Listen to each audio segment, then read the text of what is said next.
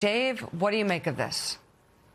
Good to be with you, Mika. Well, two important questions jump out at me. First, did the president commit these alleged crimes? And who ordered the code red to pull the files from the public database? So proving these allegations about the president, it's a high evidentiary bar, and the statute of limitations has likely expired for any criminal case. But a civil lawsuit is always a possibility, as we saw in the E. Jean Carroll case.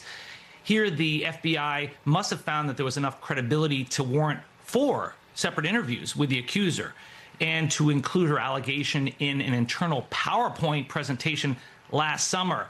Still, credibility isn't the same as verification or corroboration, which is why we need to learn more about this before we draw conclusions.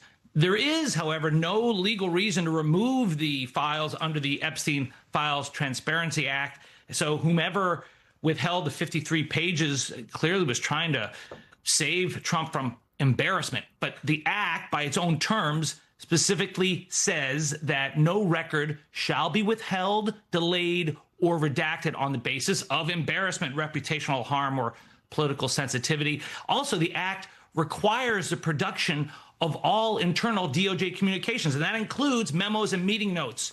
And he can't explain the removal of these documents as a way to protect the victim's identity. I know we're hearing that from the administration because that could be handled through more simple pinpoint redactions rather than just concealing the documents altogether. Yeah, Dave, what kind of options do the Democrats in Congress and the Republicans in Congress who also want accountability on the Epstein files, what options do they have to see some enforcement here, both from a legal perspective and beyond?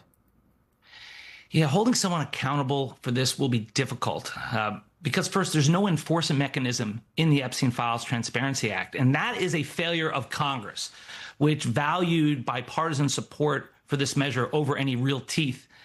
So if and when the Democrats win control of the House in November, you'll see hearings, you'll see investigations, and attempted impeachments.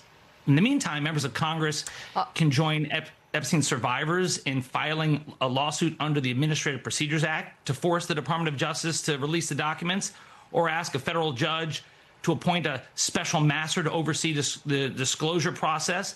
That will take time and they'll be appealed, but that's where they are. Now, Trump clearly fears all this, and that's why he's trying so hard to gerrymander the congressional districts, and that's why he wants to federalize the elections. So that raid on Fulton County's elections office with Tulsi Gabbard, it should not be viewed in a vacuum because it's not about 2020, it's about 2026.